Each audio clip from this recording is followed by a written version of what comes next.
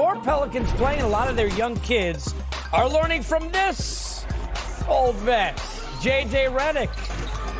All the Alexander Walker, by the way, relatives are also pretty good, if you haven't noticed, as he's had a big game as well. They got a lot of young players who will now, Brian, get time they wouldn't have had, obviously, if Zion and company were there. And that'll help them down the line. You know, as the season progresses, these guys getting some experience that they wouldn't have been able to get without these injuries. And so, valuable time for them to step up and get these reps. I remember saying to Griff before this, and I think he was thinking at 17. This is one of those kids, not just because he's related to Shea, but you watch him in college. Sam didn't really he raw talent, but the length, just like his cousin, get in the way of everything defensively. Good player. As we go out live to New Orleans, and it's an 8-point advantage with just over 10 to go in the third. Right. Although the one game was really close, and still Steph Curry hit that corner three. Thank you very little. Now 2 minutes gone by. Pels by 9. Draymond Green giving up the dribble. They've got a mismatch, though. And it's going to be Burks. That's why you want him outside. He knows. He wants to get inside. He's more of an inside guy than outside. Mid-range to the rim. And that just grazed the right side of the rim. Again, that's 3 really good defensive possessions in a row right there. Now Holiday, pick and roll. Good extra pass. Redick. And he got contact. Let's see if he's inside the arc or not. JJ is so good at that. He is so good at that, showing the ball and getting people to bite on it.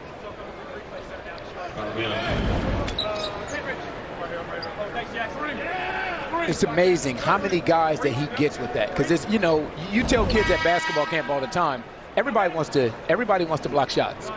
That's what everybody wants to do. And JJ Redick understands that. 9:41 left. Have they determined? I thought it was 3.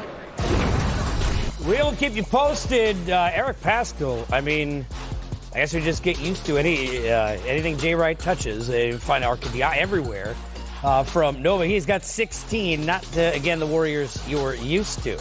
But earlier tonight, forget 16, how about 19? A career high, including a huge steal late, get in the way of a pass from Bradley Beal, the most important defensive possession, go the other way easy. And then for dessert, a conversation with us via Arena Link with Markelle Fultz. Kind enough to join us. Markelle, first of all, appreciate you coming on with us. Congratulations. I'll start with that possession. Take us through defensively what's said beforehand. You know, obviously, how hot Bradley Beal has been, and then through getting in the lane there defensively. Yeah, we just talked about, they drive to the rim, let them get the layup, don't give up any threes. They were pretty hot towards the end from the three-point line, so I tried to fan out, and I seen him about to pass it. I see IT, and I just tipped the ball and went to go get it.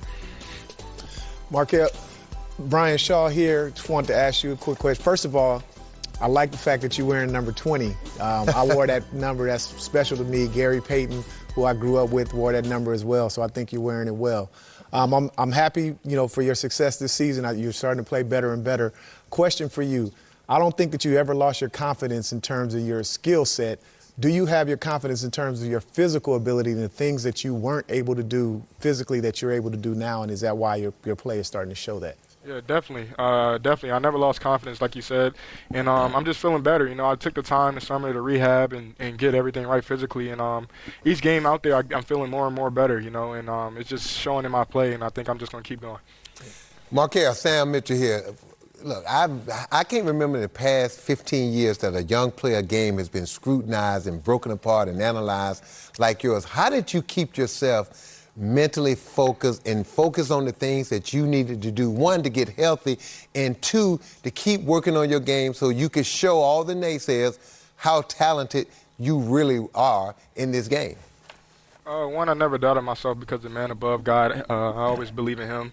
And then 2, I just worked extremely hard. I've been doubted my whole life, since high school, middle school, growing up. And I just know hard work would always get you to where you want to go. So, I stay with it, and I just keep working hard. We talk about Markelle. We're chatting with Markelle Fultz, confidence, but I want to ask about the confidence the rest of this team has had. Organization goes and says, you know what? We want to bring you on board. They're a playoff team last year. Now you get an opportunity to really kind of from day one kind of envelop yourself in the culture, you could tell that they are pushing for you. How much has that helped this process first couple of months in? Man, it makes everything better. You know, as soon as I got here, everybody was here with open arms, but not babying me, you know, just wanted me to get healthy so I can help the team. Everybody want to win. So, you know, just pushing me to get better on the court and then also being there to support me, you know. And I think it's huge. I think it shows when we're out there playing. Markel, appreciate it, man. Congratulations. All the success in the world the rest of the way. And congratulations, young fella. Good game. Man, appreciate it. Thank you. Thank you. All right, there's Markel Fultz and 19 points and a career high. But I want to ask you about that because you guys know that. Everybody knows, right? So when you come into a new team, look, it's human element. You got guys who are having a conversation now. It's group texts that teams have. You guys know that. Probably on some. He's laughing. He's on 7, probably. But, you know, can the guy shoot? What was the problem? How about the way that they've handled it? And how much does it tell you that they've handled it the right way when you see that he's starting to feel himself a little bit with the confidence, B? Well, I think that he indicated it right there in the interview. You know, he said they didn't treat him like a baby when he got there. They kind of threw him in the fire and let him, you know, make his own way. And you're going to endure the comments, you know, from teammates, from naysayers, you know, on the outside. People are going to say what they're going to say.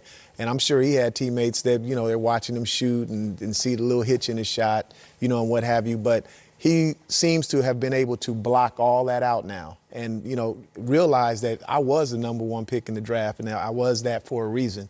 And so to just be able to stay back, take a step back and concentrate on doing the things that made him the overall number 1 pick. And he's doing that now. And even, you know, you hear a knock on him about 3-point shooting.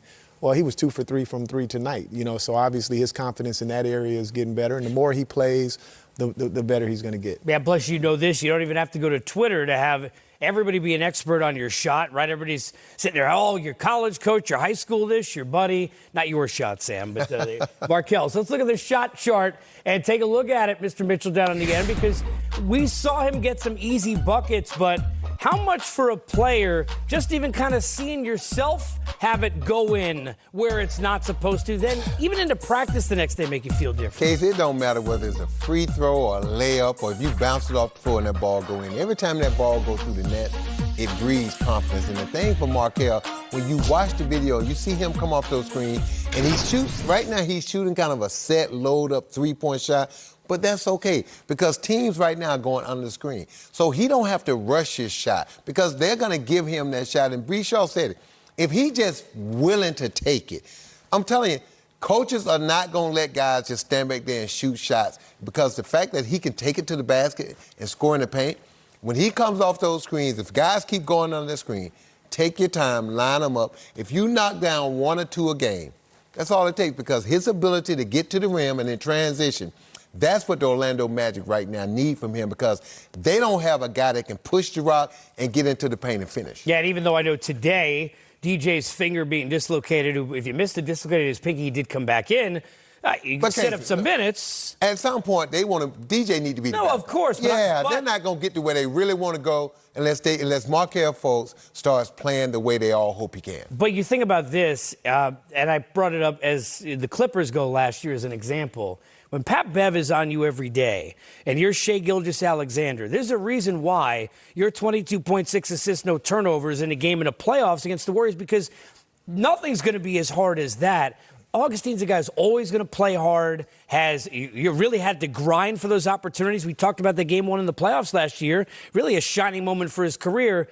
So it's probably a good way for him to see what work, Brian, he needs to put in behind the scenes to get to where he wants to go. Well, for sure. And you also have to take this into consideration. This is his first time playing. You know, this is his 3rd year in the league, I believe. But his first time actually being out there on the floor and actually being in game situations and playing.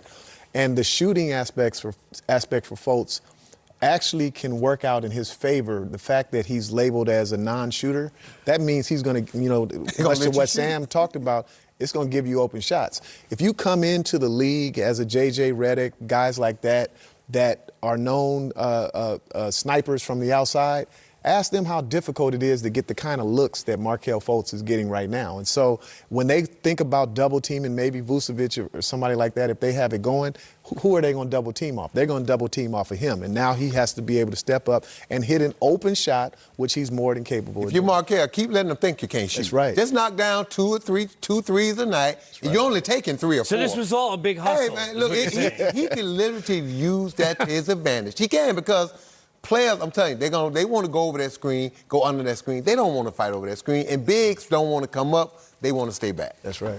Anthony Davis, he could shoot the rock, take it inside, really do whatever he wants with it. And always will get it in the right spot. LeBron leading the world in assists. The Lakers, they've been red hot since day one. They better guard Trey at half court tonight.